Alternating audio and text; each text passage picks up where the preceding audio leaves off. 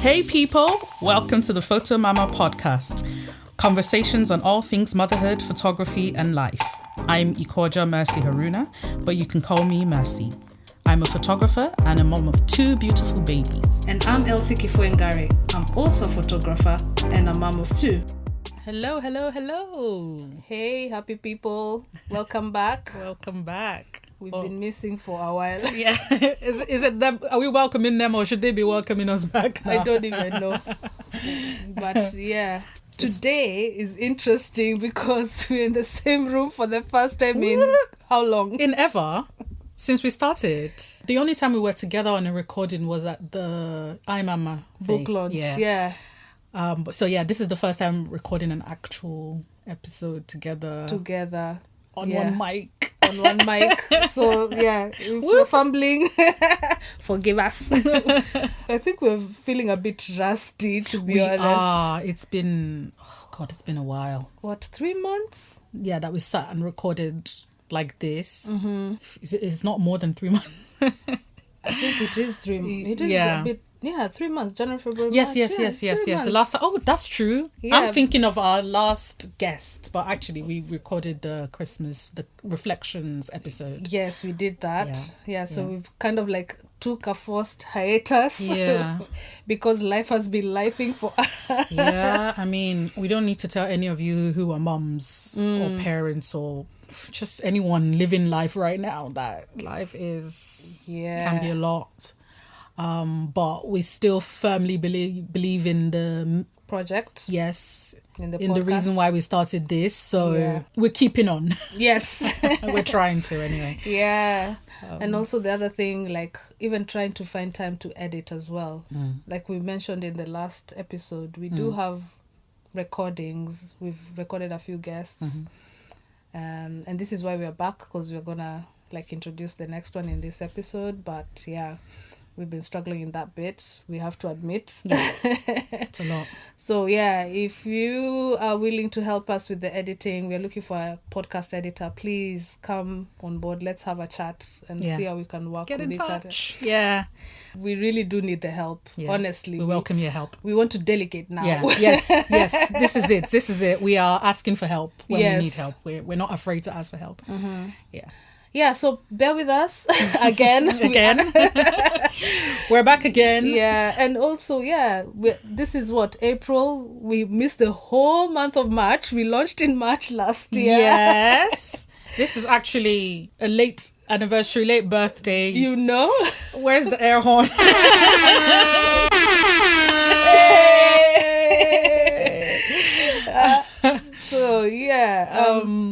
Happy birthday, happy anniversary, whatever, to us. And our listeners as well. Yes, and our guests. I know some of our guests are waiting to hear their episodes. They're coming. They're coming. Yeah, so... enough rambling from us. Yes. I'm sure you guys want to hear from our next guest. So here goes. In today's podcast, we are pleased to introduce Anna Gordon, a highly experienced editorial and portrait photographer with over 20 years' experience in the field. Anna has worked with some of the biggest names in the media industry, including The Guardian, The Financial Times, the BBC. She began her career by taking photographs of Central and South America for various photo agencies, which allowed her to learn Spanish along the way. Anna then went on to train as a photojournalist at a group of local North London newspapers before working for the national news media. Anna is also a regular contributor to charitable organizations such as Save the Children and the Red Cross. Recently, Anna has successfully pitched, written and photographed some photo essays for The Guardian, and her work can be seen regularly in national newspapers, books, magazines, both in the UK and worldwide. Anna is also a proud mom of 2 children aged 13 and 9. Welcome to the podcast, Anna. Thank you. Thank you very much for having me. Yeah. Right, let's get to questioning you. Tell us a little bit about yourself and your motherhood story. Well, I'm a working mother and photojournalist. And one thing I wanted to say in the beginning was I found it quite interesting, my reaction when you kindly reached out and asked me to come on this podcast, because I'm very used to talking about well, not very used. I have spoken publicly a little bit about photography, and it's something I have experience of doing, but I have never spoken about motherhood. And when you first asked me, my first reaction was, is this something I want to do? Is this a good idea for my career? Because it's something that I have probably hidden, to be completely honest, throughout my working life. And, you know, if my children are sick, I always had another job. Because it's such a male-dominated industry, I think Women Photograph put it at 85% male worldwide. I just never felt that I could be very open about being a mum. And that is what, this is a very long opening answer, isn't it? It's the two coffees I had before I started recording. Which is what made me think I should do the podcast, as well as listening to it and thinking it's a wonderful thing to be having something in this space. But there weren't any photographers talking about motherhood when I was a much younger photographer, thinking about having children and is it possible to be a working photographer and have children? And so that was the reason why I thought it was important that I should do this. And we really appreciate you for doing it, really. Honestly, I'm getting emotional hearing you say that. Me too. Because I'm like, wow. Wow, it's so profound. But this is precisely why we wanted to do this, because we felt that we emerging photographers didn't feel like there was enough for us to kind of draw from. Photographers who are more experienced, to draw from their experience and say, okay, this is how they've managed motherhood and a career in photography. And we can draw from 1, 2, 3 things to be able to then balance our own journeys. So we really appreciate you for coming on board with all this wealth of experience. I'm looking forward to this conversation and all that we'll learn from this. Thank you. So to answer your question, little diversion before I start. It was about my motherhood journey. Yeah. So I have 2 children, I think, as you said. It started off, I always knew I wanted to have children, but there's always this balance about when you have them, and you know it's going to be a massive effect on your career. And I was always very passionate about being a working photographer and got a lot of enjoyment. And I knew that it was going to be detrimental for my career. And so I left it. It felt quite late, but I think nowadays it's probably not that late. I was about 35 when I had my daughter. And it was quite a traumatic birth. And then she had colic for the first 5 months. So she was crying for about 12 hours a day. And that was very tough. And then things got better. But it's been difficult to be a working photographer and a mother. And I'm quite a privileged person. I recognise that. I've got a partner. I've been able to afford childcare. I've got parents that will help me out, but it's been complicated.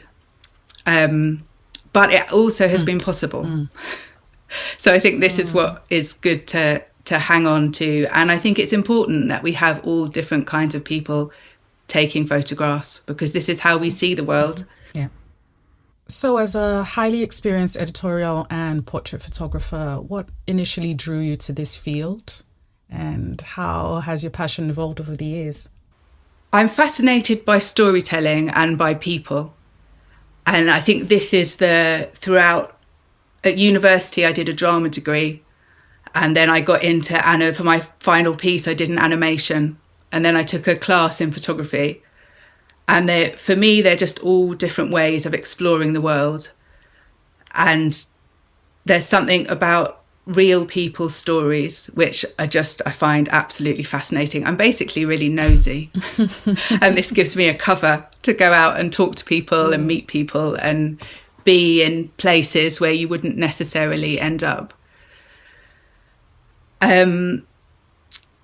so that's what drew me to photography, and in particular to photojournalism, was storytelling and people. And I really like the intersection of reality and I guess you could call it art, because you're trying to document and show the truth to people, but it's also to do with composition and beauty, and it's a very interesting mixture. I find it quite fascinating. Wow. And you've really had a long, successful career at it as well. So it's been long, and I've been working. Yes. So yeah, in those, by that measure, yes. So throughout your career, what are the significant changes or trends you've observed being in the editorial and photography industry, as in how have you adapted to them? Yeah, there's been some huge changes in the time that I've been working. So the first one was the first year that I shot photographs, and when I was in Central and South America, and I was sending them back to the UK to a photo library that specialised in images from that part of the world. I was shooting on transparency. So I had 100 rolls of transparency film in a freezer bag in my backpack. Wow. And then when I was staying places, I would put it in the fridge. So when actually I got my camera stolen, they didn't steal the film because it was in the fridge. So the first year I was shooting on transparency, and then when I got the trainee position on the group of local papers, I had one of the first generations of digital cameras. Nice. Which was a terrible, terrible camera. We used to shoot local football matches in the night in like Barnet and Enfield, and there was no light, and it was freezing cold, and the batteries would last about 5 minutes, and you couldn't really see the game through all the noise on the photographs. So I think that was one of the first changes. It happened very early on, was the switch to digital. I was also very fortunate at the local paper because I had the most amazing boss, Mr. Femi Amoli, who is still, he's like a part of my family. Oh. And I still phone him up and ask for technical advice. So I was very, very lucky early on because he really invested a lot of time and energy and was a brilliant teacher. I guess the next massive change in the industry was the switch to online.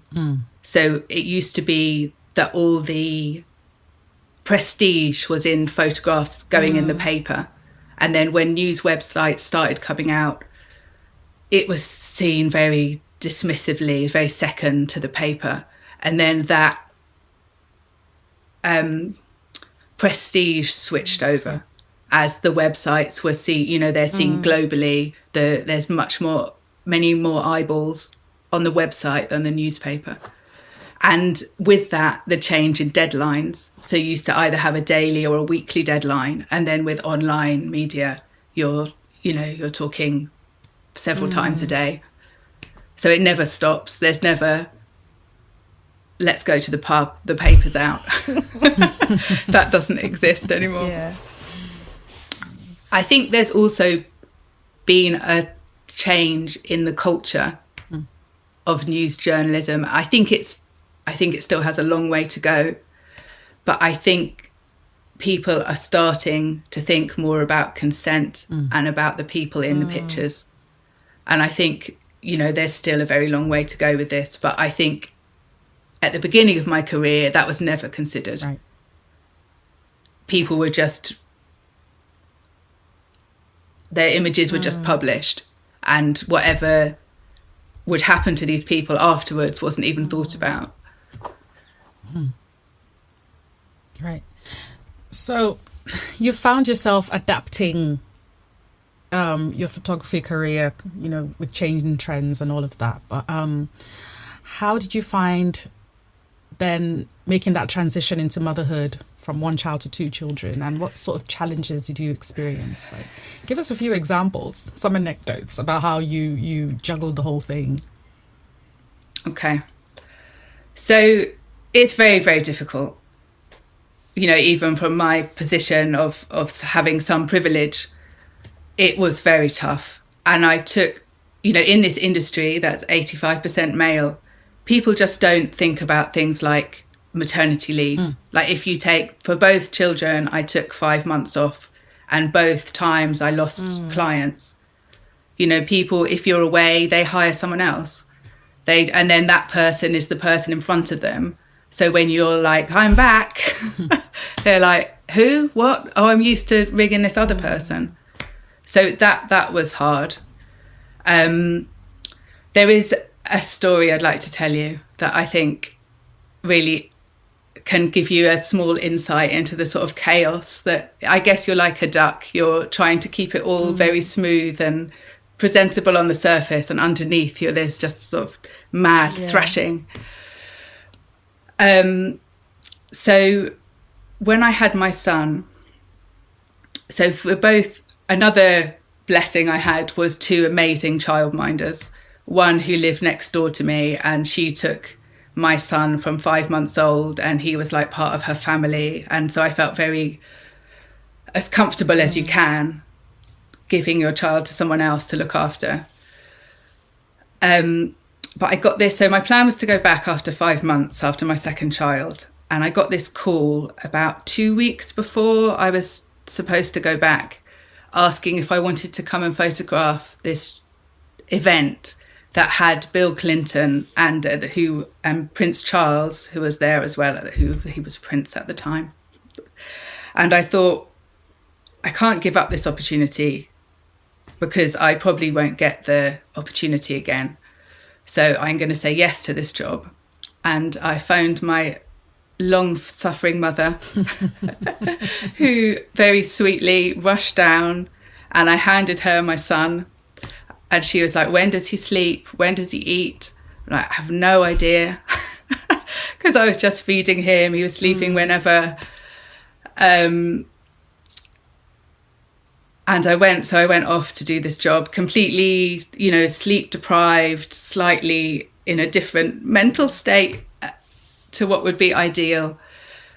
There was loads of security because Clinton was there and Charles was there, and they had a lot of high profile, important people. And the first thing that happened was the security man went through my gear and brought out my breast pump and looked at it from every single angle and was like, and what's this? And I had to explain to him what it was. And he actually came up to me later in the event and said, in all my career, I have never seen anything like this before. And I had to express milk locked in a toilet in this event. And the noise that it makes, like a sort of pneumatic machine. I was expecting the police to rush in and like blow the door off of the cubicle.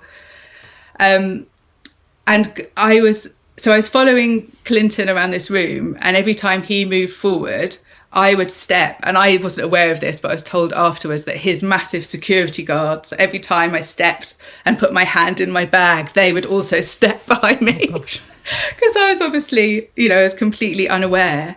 And I turned round at one point and smashed an entire table of glasses. And so I was about a metre from him, and there was all these shards of glass on the floor. And being a woman, I thought, I better clear up the mess. No. And so I bent down to pick up one of these shards of glass. And this huge security guard just turned around to me. I was like, ma'am, leave the glass. Oh, and so I stepped away and realised, okay, I need to just get myself together. But I made it through the day. At the end of the day, it was about a 12-hour day as well. So I was completely exhausted, and as was my mum. And I was so desperate to get back home and see my son before he went to sleep. And I got into a taxi, and the man got lost. No. And so I knew that I wasn't going to see my son at the end of this day. And I just ended up with like tears rolling down my face in the back of this taxi.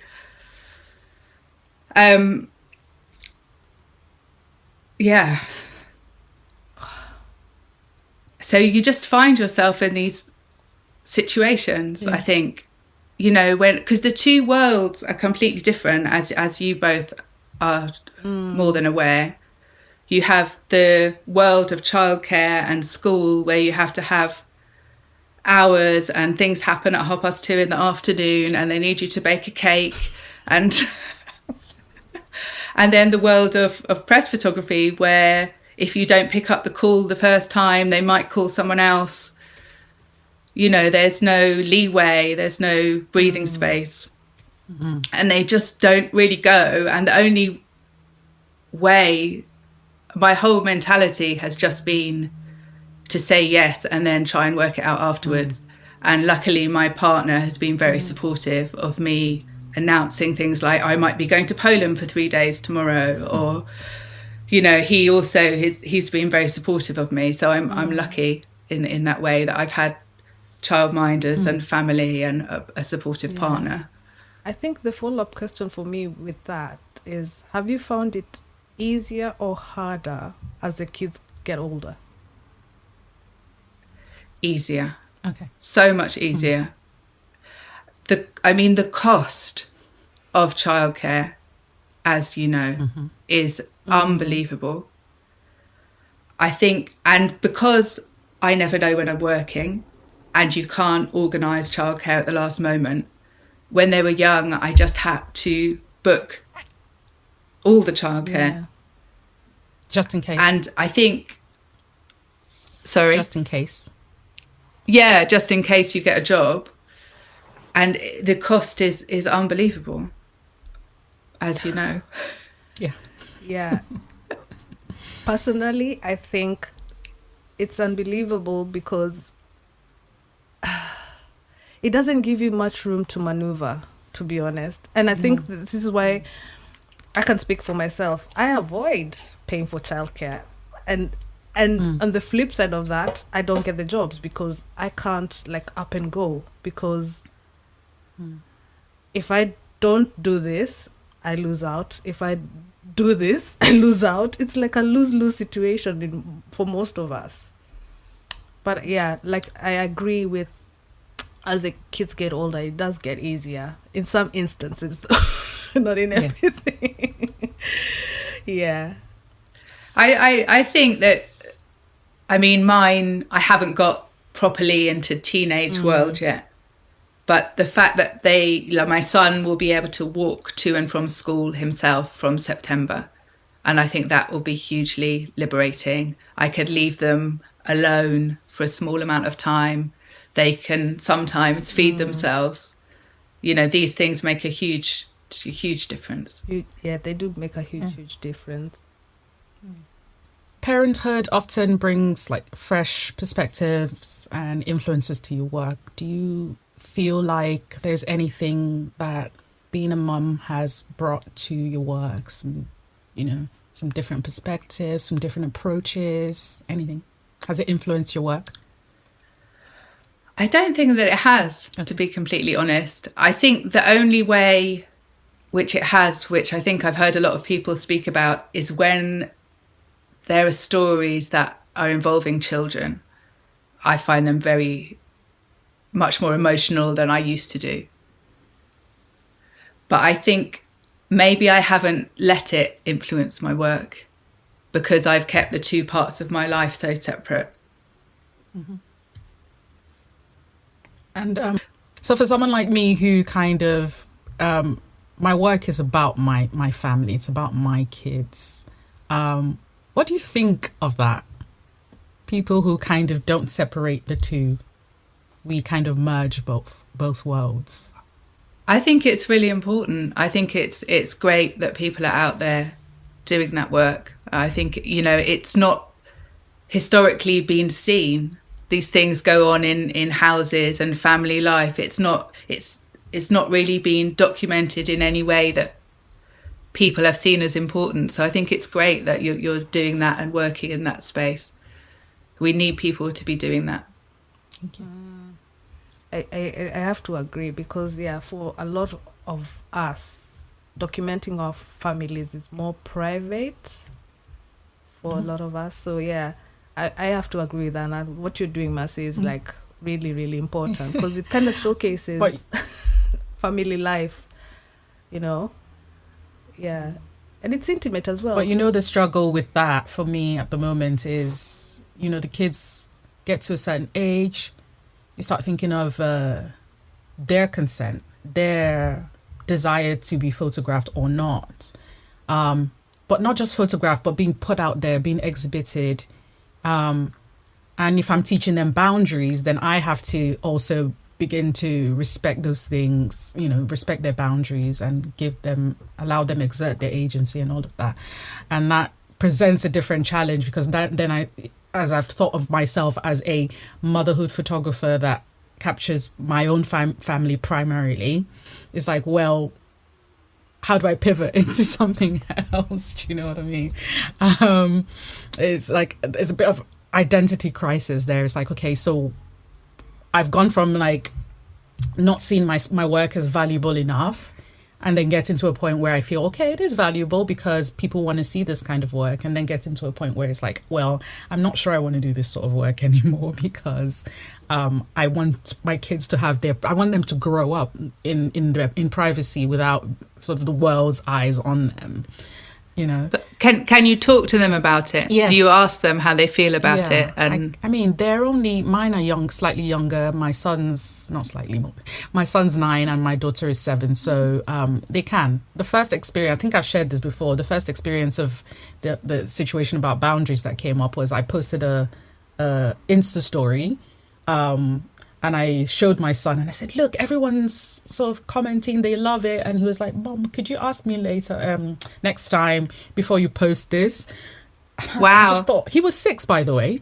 I thought it was eye-opening, and then I started to really think about how I share them, because they will be teenagers, and you know how teenagers are, I feel like I've gone off on a tangent, but I just felt like, I think there's any thoughts that you had regarding this. Yeah, I think that it's just about dialogue and telling them, I think the same with any subjects, is about informing them. Obviously it's not always possible. So people know what you're doing and where it's going and what the effect might be. And then they have a choice.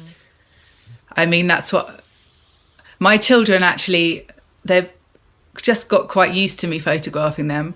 I don't tend to put it on social media, but if I do ever, I ask them. We mentioned earlier, like, you worked on a lot of projects. So what has been your most memorable project or assignment that you've worked throughout your career, and what made them stand out for you? Okay, I think probably recently the thing that I've started to do, which has been a real development in my career, is the photo essays that I've started working on. And the change in working on them is that I am pitching the story. It's a story that I choose. I'm writing the story and I'm shooting the story. So historically, I've been working with journalists. You're often sort of secondary. They're choosing where the narrative goes, what the story is, and you're just illustrating their story. So I found it very rewarding and enjoyable to take on that role and be deciding what the narrative is, what story we're telling. And it's been a huge learning curve, writing, interviewing. It's made me appreciate some journalists a lot more. So I guess for an example of one that was very interesting that I did about a year ago was I did a photo essay on female Freemasonry. So that was very interesting in terms of, because there can be quite a secretive society of getting access, of pitching the story, of balancing everyone's expectations, of the Guardian being slightly worried about doing something on Freemasonry, of the female Freemasons being apprehensive of the media, and just so much behind the scene work before you're even shooting, of just building up relationships and meeting people and reassuring people. And yeah, it was very, very interesting, and I learned a lot through doing it. Yeah, I'm glad you brought that up, because I had a look at the essays, because 2 of them are linked on your website. And for our audiences listening, we'll share this link on our show notes, so you'll have a chance to go and have a look. And it's really, really interesting how you approach this. Could you speak more on how long it normally takes to pitch a story from like the beginning till the end when it's published? How long does it normally take? Like the ones for the Freemasons, how long did that take?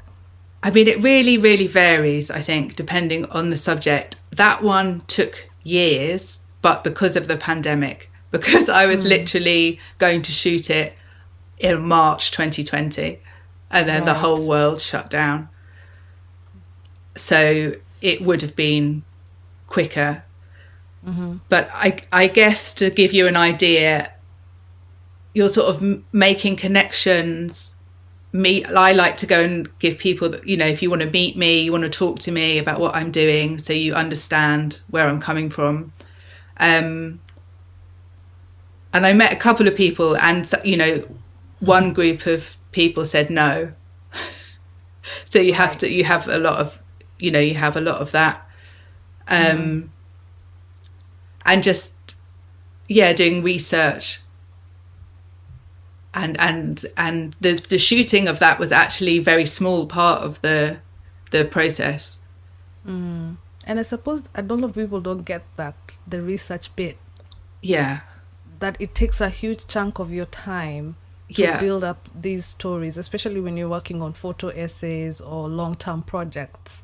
That's the bit that takes a lot of your time. When it comes to photographing, it's literally, even it can take a day or even an hour and you're done. Yeah. And building the trust and the relationship with people. For someone, a mum, doesn't have to be a mum, but since we're talking about mums here, who is looking to go into photojournalism today, where do you start? What do you do? Who do you talk to? How do you start building your portfolio? How do you make a real career of it? I mean that in that you don't have to then look for to get another job, for example, to work as a full-time photographer who's earning a living and getting work regularly. I would try and answer the question. I don't know if I'm the best person to, just because I started so long ago in a completely different world. So things were very different when I started out. But I can tell you the things that I think are important. I think you need to be ready to go. You need to have, I still think websites are a good idea. I think you need to have equipment. I think you need to be trying to make a network of people, try and make contacts with people. I think those things are all very important. And I think you just need to take every opportunity that you can. I mean, that's why I paid for all the childcare, was because I needed to be there, especially after maternity leave, to be able to say yes to everything, basically. Okay. How about portfolio building? Is there what is personal work important here to help build portfolio? I mean, personal work is something that I've only started doing very recently. I mean, I know a lot of picture editors who think it's very important. I mean, I think the best photographers, the same as the best musicians and authors, you can see them in the work. You don't need to know who's taken the picture. You can see who's taken the picture because they have their own style and they're very true to yourself. And I think that's very important. I remember going to see a famous photographer talk when I was a much younger photographer, and he spoke about a situation where he had got a position for a job, very important, high profile press job, come back, someone had taken his position, and so he punched them in the face. And I remember listening to that and thinking, I'm not sure if I can do this job, because I wouldn't ever punch someone in the face. And I think the lesson is people have different ways of doing stuff. You don't have to emulate anyone else. And I think at the end, being true to yourself comes out in your work when you're doing what's passionate to you. And I think also it's really important to think about your ethics and your red lines and to know what you're comfortable with doing and what you're not comfortable with doing, because you need to give that a lot of thought before you end up in a situation where you're not comfortable and you know how you feel. Like, listen to your instinct. It's the same with motherhood. Quite often you know what the right thing to do is because you can feel it. That's so true. You mentioned something about saying yes all the time. Has there been moments where you've said no? And what brought this about, you saying no? Yeah, there have been, but they're much fewer than I've said yes. But there have been some. I was asked quite early in my career to work for Shell, and they said they would fly me around the world, and I just felt incredibly uncomfortable doing that because it was PR basically for, and I thought, I don't want them to use my eyes of the world to give them good PR when some of the stuff they're doing is horrific. One thing that I think is incredibly important in portrait photography, which a lot of people when I see some students and younger photographers, is they become completely focused on the camera and the technical settings, and they don't relate to the person. And I think a lot of portraiture is to do with your connection, making a connection to the person. And I think it's very important to speak to them and to relax them and to make a connection. And the camera is almost secondary to that. I am very quiet. I'm very when I'm as a portrait photographer, sometimes I find myself being intimidated by the situation, but I always tell myself this: because I'm here doing this and I kind of enjoy the interaction, the one-on-one with the person, I should just embrace it, even if it makes me feel a bit awkward. But I'm really, I sometimes, and this is things I'm noticing over time, that I'm really sometimes not comfortable with certain people. If I feel you're not giving me the energy, I build a shell, and then I feel like, oh my God, why did I go for that photo shoot or photo, why did I go? But yeah, I don't know. I don't know how I feel about certain situations. Like you said, you have to trust your instinct. But because you're already there, you just take the photograph and then walk away. But I don't know how you feel about this, Marcy, because I've been in certain situations where I'm trying to engage with the person. They're not giving me any energy. They're not giving me anything. And I'm like, how can I improve myself to make the other person comfortable? But then I'm like, if that's the person's character, I can't change that. I think even if someone hates you, you can get a brilliant picture. If you're really annoying someone, that the time when you don't get a good picture is when they're just not bothered, when they're not giving you anything. So in a way, if you're annoying them, this is better than nothing. And it's funny you should say that, because I think those are the ones that give them a good they give a good photograph and a story behind it. Exactly. Yeah, because photography is all about storytelling, right?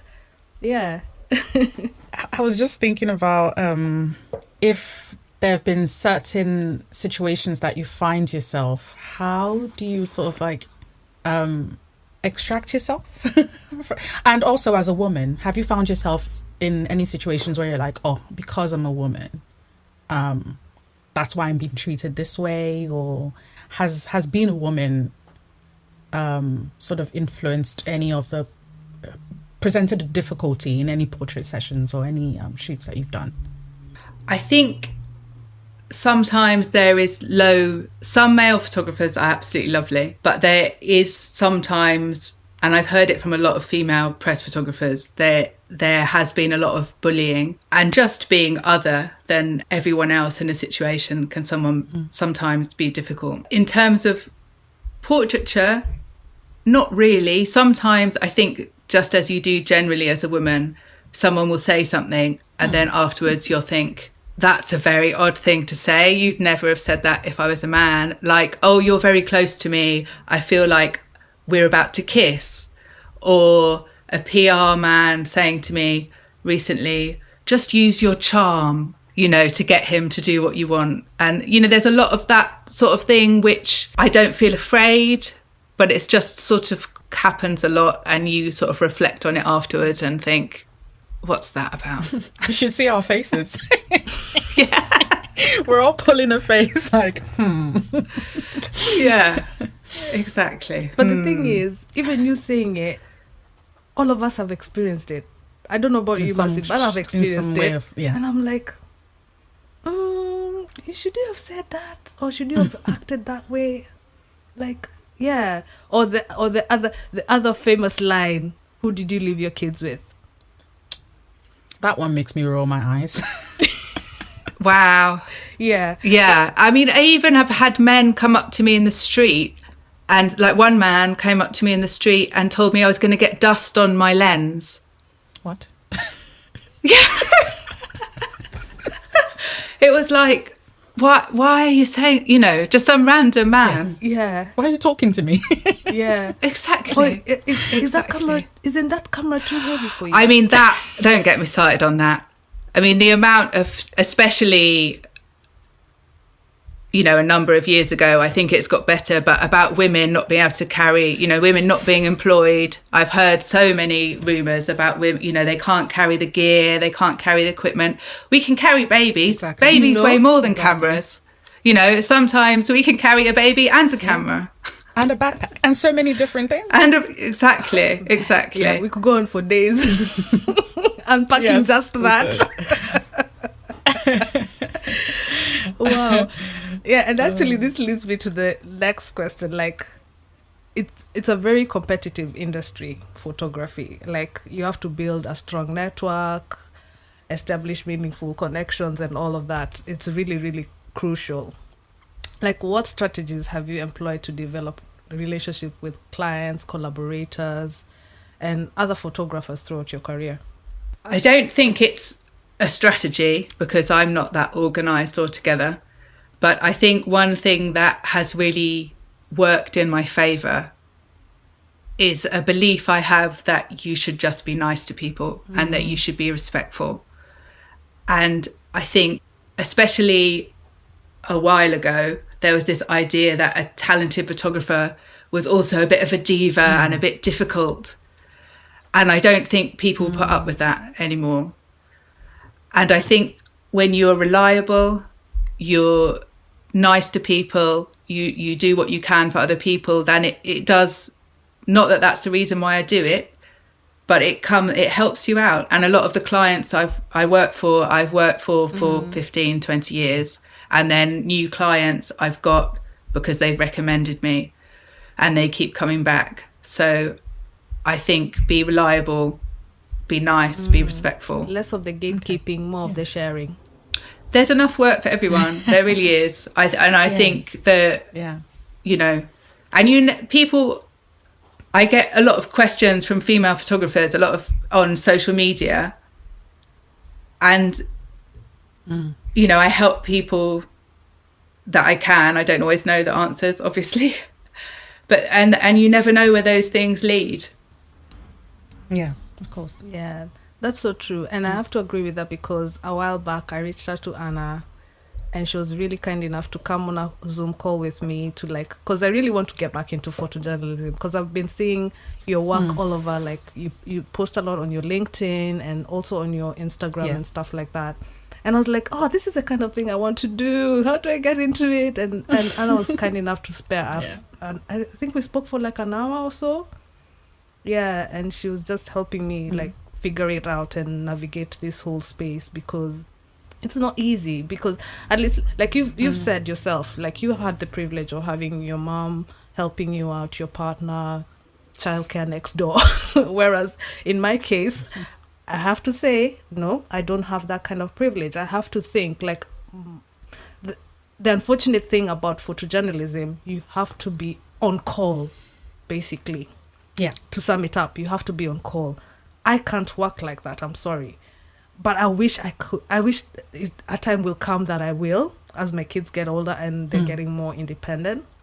Because I need to know things in advance so that I can plan my childcare and not plan it like giving the kids over financially as well, because it is expensive. Yeah. And yeah, it's given me room to think about a lot of things and to plan how I'm going to come back into it. So I really appreciate you for that as well. And this brings me to the question, like, you've mentioned social media. I've mentioned you posting your work on social media. Many photographers showcase their work on social media. How have you, like, leveraged digital platforms to promote your work and attract new opportunities? I'm not sure that I have, to be honest. I'm possibly the wrong generation. I do post my stuff online and I think it works for me in that it reminds people that I'm there and it shows people what I've been doing. I think the platform that I've had the most success in attracting new work has been LinkedIn, which must be the most boring social media platform that exists. But for business, it's probably been the best for me. But I imagine younger photographers are much more proficient at using social media. Mm. Well, there's been a massive thing in our communities about LinkedIn. A lot of us have been sort of on Instagram, some maybe Facebook. But more recently, we've been hearing about LinkedIn being the place to actually get work. And good that you've confirmed it in some way. That's where we need to be posting more. Yeah. I think because it's a business community, it's not so much about people's social life or that kind of thing. It's just purely work. Yeah. And you can make new connections and I think it's a very good platform. Great. Yeah, I've seen you post a lot there and I'm thinking, oh man, to do more of that. But it's this thing of like, oh, I don't feel good enough. It's so intimidating at times. Like you just see. Don't listen to that voice. Do it. Just do it. Yeah. Just do it. Exactly. And close the app. Just do it. My next question is, as an experienced photographer, have there been any other challenges that you've encountered on your shoots? Anything that stands out to you that you're like, oh, I have to tell the future generation about that? Oh, wow. I don't know about I know future that's generations. Up and coming, emerging. I think, again, it comes down to respecting people and thinking about not just the photograph, but what's going to impact your subjects afterwards. I've done some photography of sexual abuse victims and rape victims. And I think you have to really think about what you're doing. And I'm not saying I always get it right, but you have to tread carefully and think about the very real repercussions that there could be for those people. I recently shot a story for The Guardian of 3 female rape victims that had all been raped by the same man. And one of them had posted about it on Facebook, and they'd all found each other, and he'd gone to prison as a result of that. And so they phoned me up and asked me if in 2 hours' time I could go and meet these 3 women who'd never met each other before in King's Cross at night in the dark. And some of them were happy with their face in the photograph and some of them weren't. So that's a very challenging situation. You've got a very incredibly serious subject. You've got issues of consent and ethics, and you're also on a street in the middle of London in the night trying to do this.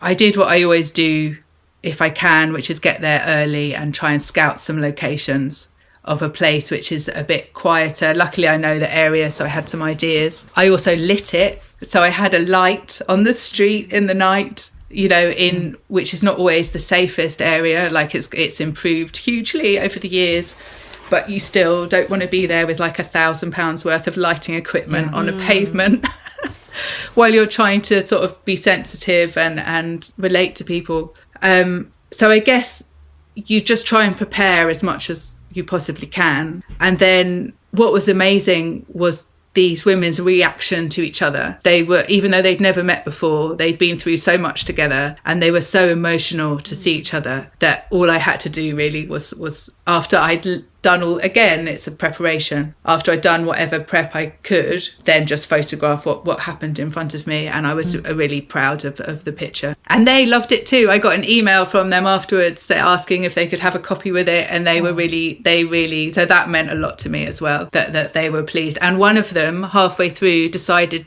that she wanted to change her mind and have her face in the picture. So that is, again, do you really want that? Because once this is out, it's out. There's no coming back from that. So just to make sure that people understand the consequences of what you're doing. Yeah. Thank you so much for giving us a lot to think about. I'm sure our listeners will have a lot to think about, the ethics, the seriousness of some of the work that they will do and how they will navigate. One thing that I got from what you just said is that be prepared, like scouts.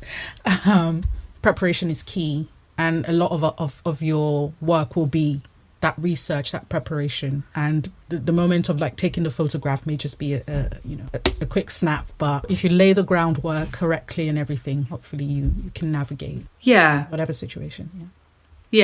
And sometimes you get no time and you don't know who you're photographing, and you just have to deal with what you're presented with as well as you can.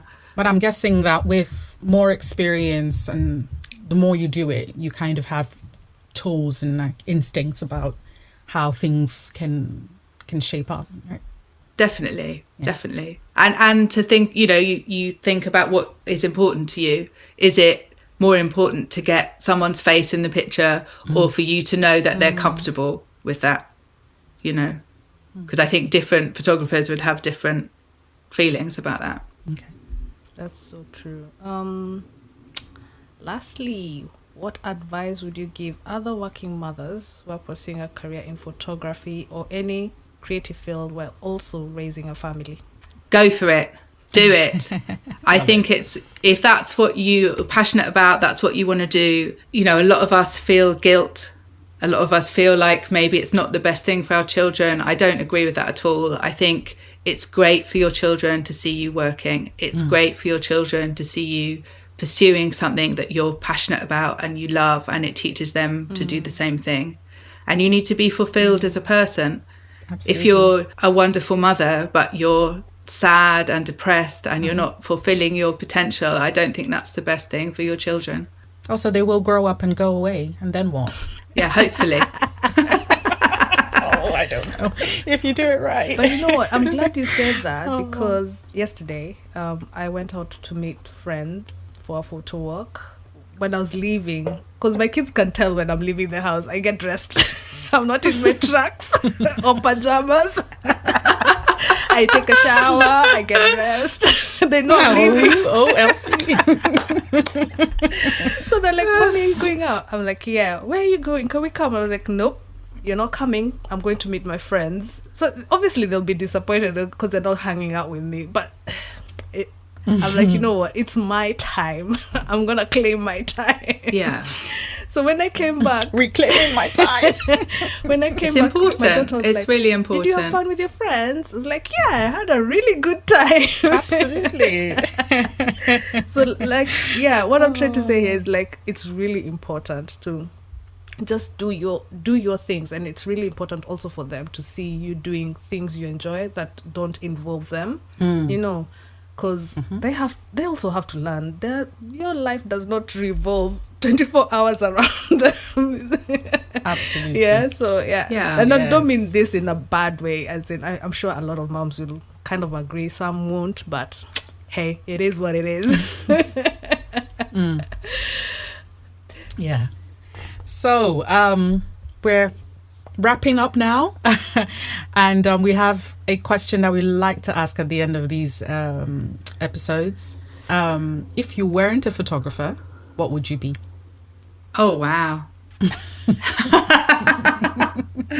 I wasn't expecting that question. What would I be? I think something to do with storytelling. I think something in, I got very interested in animation. I was very interested in drama, writing, journalism. I think something to do with storytelling and people, but just a different medium. Yeah, so you'd still be a creative. Definitely. Well, Thank you so much, Anna, for joining. I've enjoyed this so much. So much fun. I've really enjoyed it as well. It's been lovely to meet you both. Lovely to meet you too. And thank you for coming onto the podcast. We really appreciate you sharing your life story with us as a photographer, and also sharing your mom's side, which you said you don't share so much about. So we really are really grateful for that. What a privilege, right? Thank you. Thank you for asking me. I've really enjoyed it. It's made me think about things in a different way. And I really enjoy the podcast. Well done, both of you. It's brilliant. Thank you. And so important to have something in this space where there seems very little. Yeah.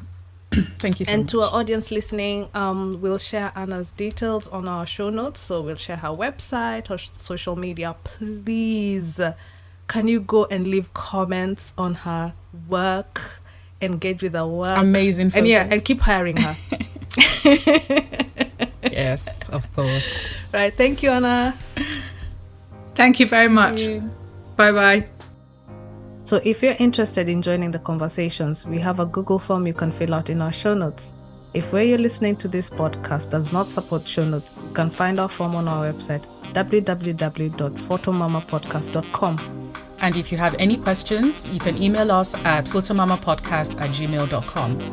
Also, you can follow us on Instagram, Twitter, and YouTube at photomamapod. Catch you on the next episode.